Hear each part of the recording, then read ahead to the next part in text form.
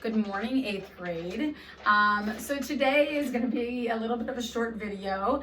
I don't have a board. I don't have paper. I'm out of paper. And so I'm just going to speak, and you guys hopefully will just write down as I speak. You can obviously pause the video if you need to go and catch up to the notes. And we will meet on Zoom, so if you have any questions, then you can ask me that as well. So we just have a very small amount of work on this to complete, and then we are done with this chapter. I am thinking about giving you guys a test.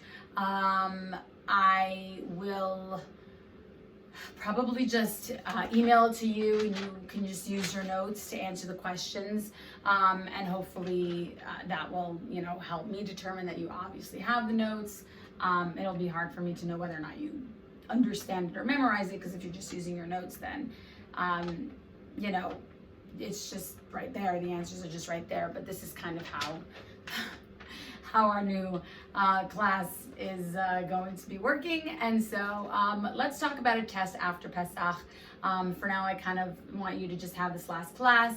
We'll do our random questions tomorrow on Zoom, and then you'll just enjoy your Pesach break. And then probably what we'll do is maybe a week after Pesach. So like we come back on Monday, April 20th.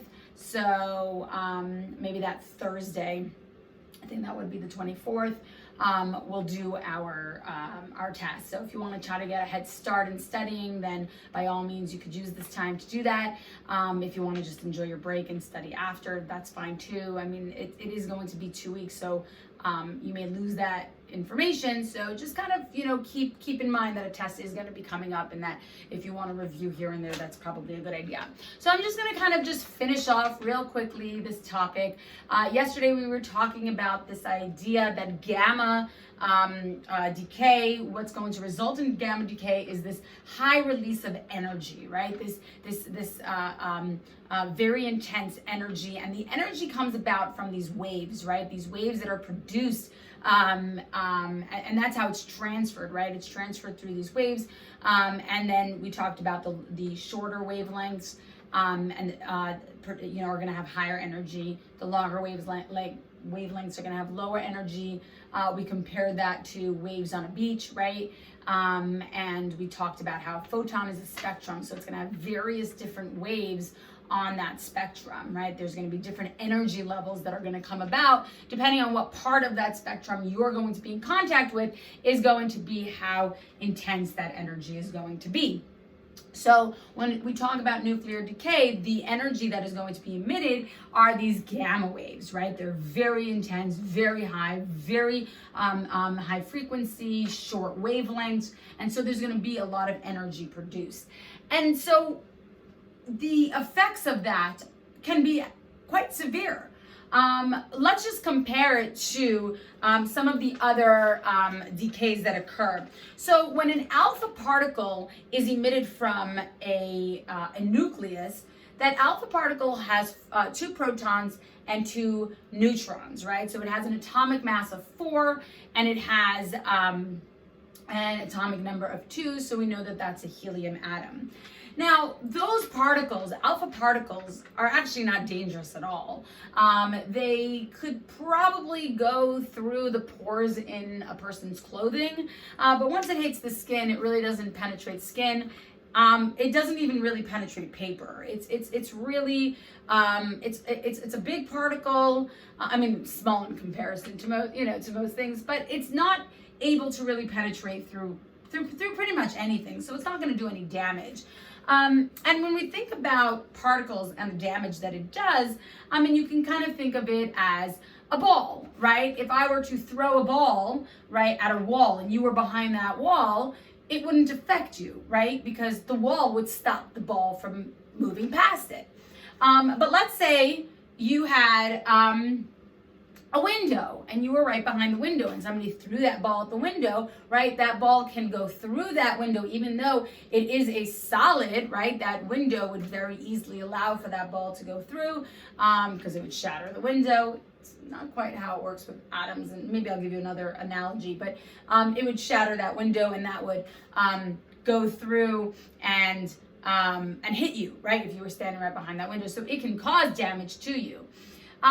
But just kind of thinking about that, because when these particles go through, they're not actually breaking anything. They're just going through the small little spaces because they're so tiny. So think about if you were standing just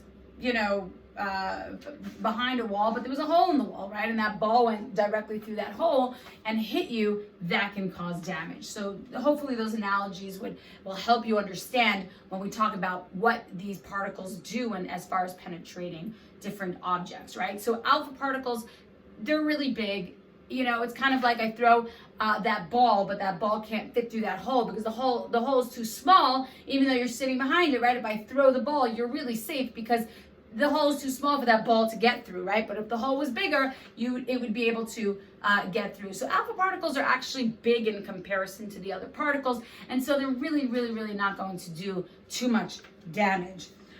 Beta particles, on the other hand, are about 8,000 times smaller than an alpha particle. And think about an alpha particle, right? Alpha particles are really small. It's just two protons, two neutrons. They're tiny, right? It's a helium atom. So really, really, really, really small. Beta particles, right, the electrons or the positrons, are 8,000 times smaller than an alpha particle. So really, really, really small, and it can pass through the skin, okay? So it doesn't really pass through most other things, but it does have the ability to pass through skin, okay? So it can cause a little bit of damage if it can get through your cells. Gamma, however, is a whole different ballgame, okay? Gamma can pass through pretty much most matter. We'll talk about some examples of things that it can't, but it can pass through matter. It can definitely pass through the entire body, right? And that's because gamma particles don't really have mass. It's just energy, right? It's energy. It's like if I were to take a ball and throw it through the hole in the wall, that ball would have to get precisely through that hole, right? But let's say there was an earthquake, right? And that earthquake is just shaking things, right? If you're behind that wall, you'll still feel the effects of that energy, right? Because that energy is being transmitted through that wall and through everything else to you. So even though you're sitting safely behind a wall, you would be in possible danger if that earthquake were to happen, because that energy is being transferred through to you, okay? Now, what is gamma? Well, there are a few things before we get into what gamma does to your body. There are a few things that does not allow for gamma through. So it would be several inches of lead. Okay, we know about lead when we talk about x-rays, right? X-rays do not go through lead, even just a little bit of lead. And we know that because if we were to go to the hospital and we were to get an x-ray, right? What do they put on you, right? They put a lead, what is that called? Like a lead, not a jacket, but like a covering on you so that the rest of your body doesn't get exposed to those x-rays, because it can go through your skin, right? We know that because on an x-ray, the only thing it won't be able to go through are your bones, but it will go through your skin, and so we'll actually be able to get images from that. So it actually is very helpful to us, but it can also be very dangerous to cells, and so we don't want too much exposure. So gamma, on the other hand, can go through lead, but if you have several inches of lead, it can stop those gamma rays.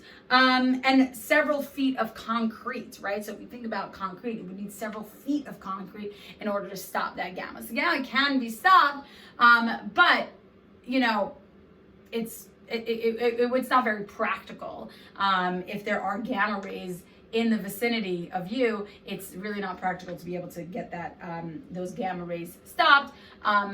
Obviously if there's a nuclear fallout, then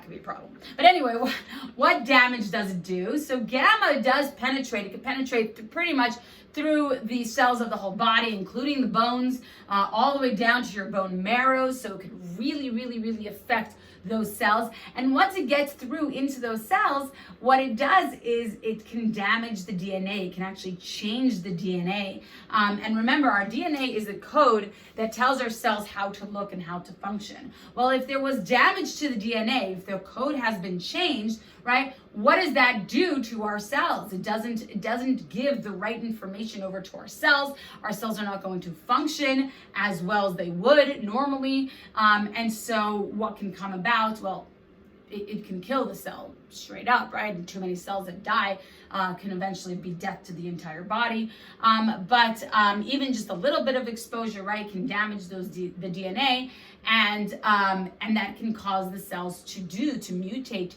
and do things that it wouldn't normally do, and turn into cancerous cells, right? So people who were exposed to some sort of level of radioactive material have developed cancer later on.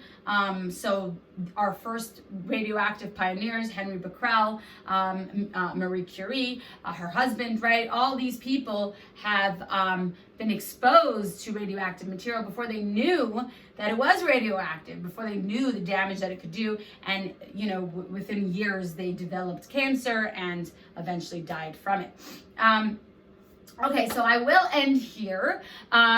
We will pick up after Pesach with the next topic. But until then, there's radioactivity. Hopefully it was interesting to you. Hopefully you understand it. If you don't, please bring it up in the Zoom class later on. Akiva, I do appreciate the questions that you ask. I need you to ask specific questions, because otherwise it's like, so I'm sitting on Zoom and I'll just basically reteach the whole video. So what was the point of the video if I'm just redoing the whole video, right? So that's why I need your questions to be specific, so I could focus on a specific topic and go over that. And if you have a question on that, I'd be happy to go over the next question as well. And for the rest of you, it's important that you're there as well listening, because that will allow for you to understand the material. Even if you didn't necessarily ask the question, it may come up in your mind as we're going over it. Oh, hey, I did have that question. Oh, hey, I didn't understand that. So focus, pay attention, and yeah, hopefully I'll be able to help you in answering your questions and helping you understand this topic. So till next time, I will see you later.